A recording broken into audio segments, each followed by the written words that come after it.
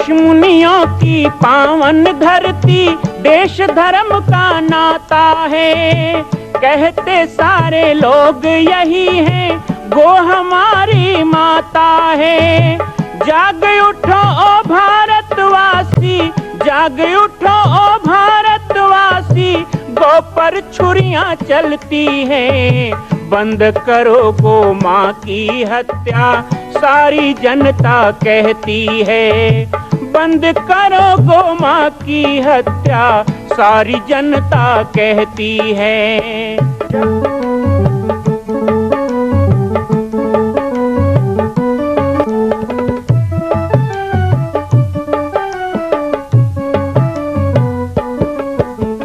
जगह जगह पर बूचड़ खाना, लाखों गौएं कटती हैं। किसे सुनाए व्यथा हमारी, नैना नीर बहाती हैं। रक्षा करना गौ माता की, रक्षा करना गौ माता की, गीता ज्ञान सिखाती है। बंद करो गो माँ की हत्या, सारी जनता कहती है। बंद करो गो माँ की हत्या, सारी जनता कहती है।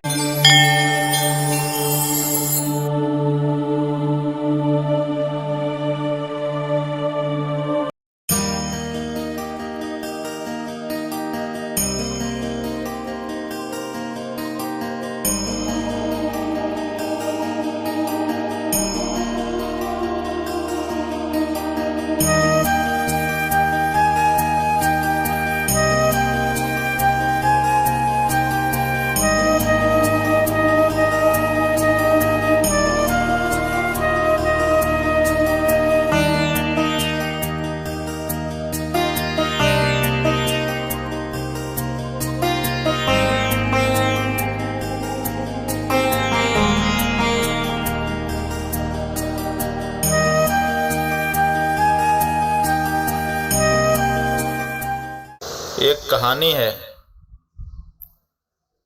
कि एक गांव में ब्रह्मज्ञानी लोग रहते थे।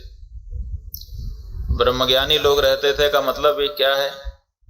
क्या वहां सबको ब्रह्म ज्ञान था? नहीं, वो अपने आप को ब्रह्मज्ञानी घोषित करते थे। किस लिए घोषित करते थे? कि कुछ कर्मकांड न करना पड़े।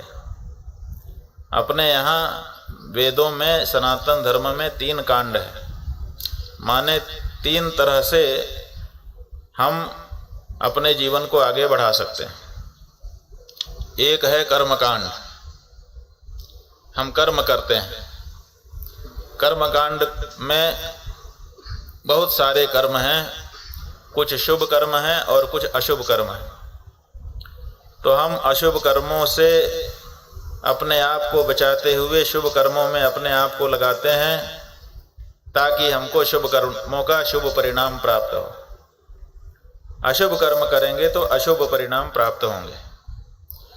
ये है कर्मकांड।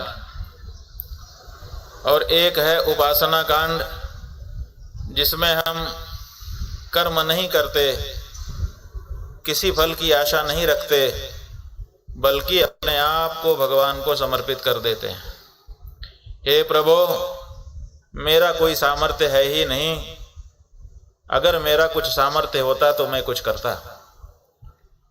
मैं तो बस अब आपको समर्पित हूँ, आप जैसे मुझको रखना चाहें आपके ऊपर है। मैं क्या जानूँ क्या शुभ है, मैं क्या जानूँ क्या अशुभ है। मैं तो आपकी शरण में हूँ, जैसा आप मुझसे करवाना चाहें करा लें। अगर कुछ मुझसे करवाएंगे भी तो उसके किसी फल की मुझे आकांक्षा नहीं है। वो जो कर्म है, उस कर्म से जो उत्पत्ति होने वाली है, वो भी आप ही के चरणों में समर्पित है। ये हो गया उपासना कांड। और तीसरा है ज्ञान कांड। मैं कौन हूँ, ये संसार क्या है, इस बात को जो तत्वतः जान लेता है वो ज्ञानी कहलाता है। ज्ञानी जो हो जाता है, संसार के सुख दुख उसके लिए तात्पर्यहीन हो जाते हैं। क्योंकि वो संसार में जो वस्तुएं हैं उनसे सुख और दुख प्राप्त नहीं करता, वो आत्मा में रमण करने लग जाता है, आत्मा राम कहलाता है। और जैसा कि उल्लेख मिलता है, जैसा कि हमारे पूर्वजों का अनुभव है, जैसा कि वेद बताते हैं, आत्मा जो है वो स्वयं आनंद स्वरूप है। इसलिए जो आत्मा में रमण करने लग जाता है वो सदा सदा के लिए आनंदमय हो जाता है, तो उसको भी कुछ करने की जरूरत नहीं होती। क्यों? क्योंकि बाहर से कुछ चाहिए हो तो हम कुछ करें।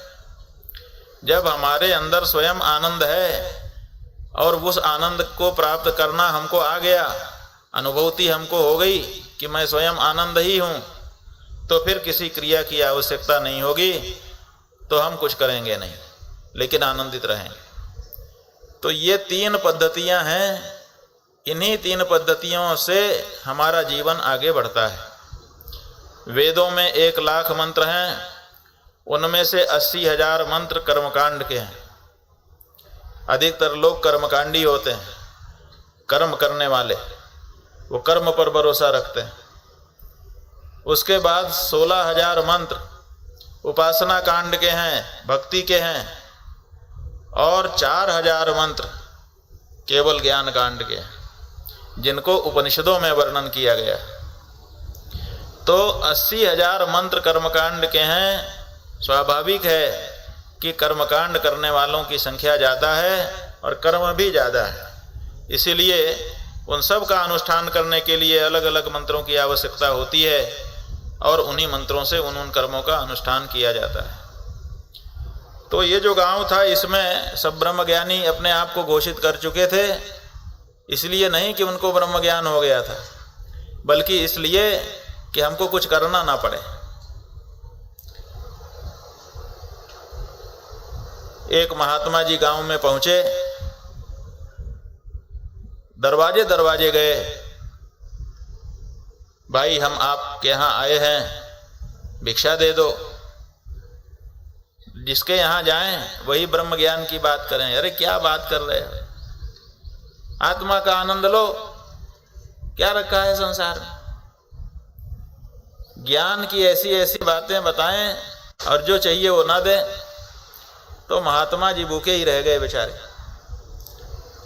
उन्होंने सोचा कि ये लोग सही वाले ब्रह्मज्ञानी तो है नहीं, ब्रह्म ज्ञान का गलत फायदा उठा रहे हैं, इनको शिक्षा देनी चाहिए।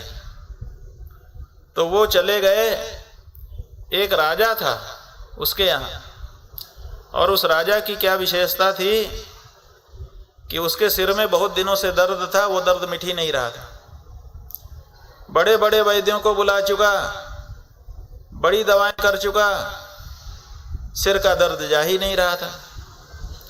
महात्मा जी ने सुना कि राजा बहुत परेशान है, अपना आधा राज्य देने को भी तैयार है, कोई अगर उसके सिर का दर्द मिटा दे।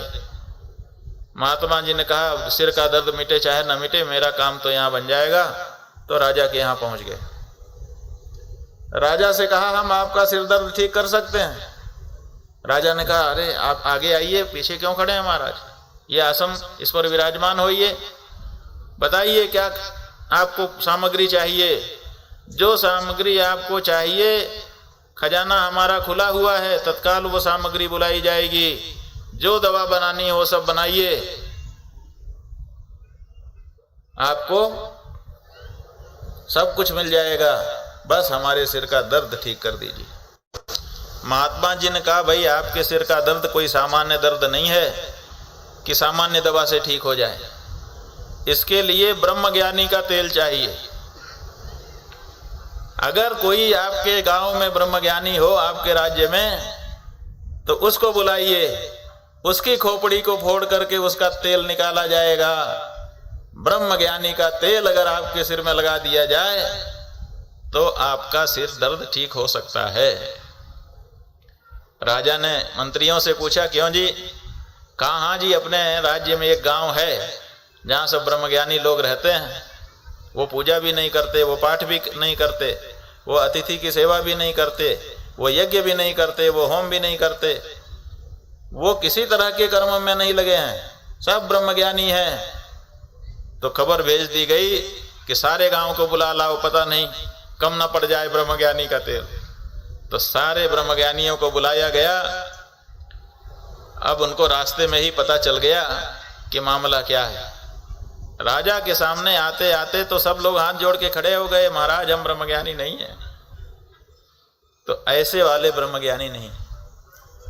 ब्रह्मज्ञानी वो है जिसको संसार की विस्मृति हो जाती है, संसार उसके सामने होता ही नहीं है। जैसे जो असली सोनार है उसके सामने सोने में जो आकृतियां हैं उनका कोई महत्व नहीं होता, क्या बना है इसका कोई महात्म्य नहीं है। उसके सामने तो केवल इस चीज का महात्म्य है कि सोना कितने टंच का है, खरा है कि नहीं है। वो किसी आभूषण को देखता है तो उसकी बनावट को नहीं, उसमें जो सोना है उसकी प्रामाणिकता को देखता है।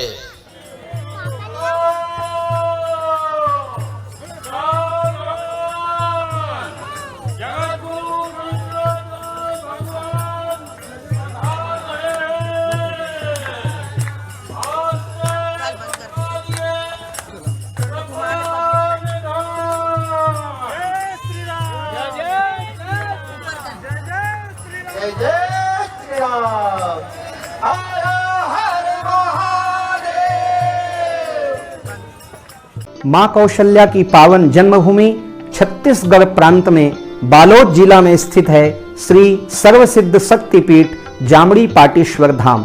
परम पूज्य सद्गुरुदेव राजयोगी बाबा जी की तपस्थली श्री पाटेश्वर धाम और विश्व के अद्वितीय मां कौशल्या जन्मभूमि मंदिर निर्माण का दर्शन करने और इसी प्रकार समसामयिक विषयों पर अपना ज्ञान वर्धन करने के लिए और 10,000 गायों के लिए बनने वाले श्री हनुमान नंदीशाला गो अभ्यारण्य का समाचार प्राप्त करने के लिए आप सभी देखते रहें YouTube चैनल पर राम बालक दास, और हमारे चैनल को आप सभी सब्सक्राइब करें, घंटी का बटन दबाएं ताकि आप सूचनाओं से जुड़े रह सकें। जय श्री राम, जय गौ माता, जय गोपाल।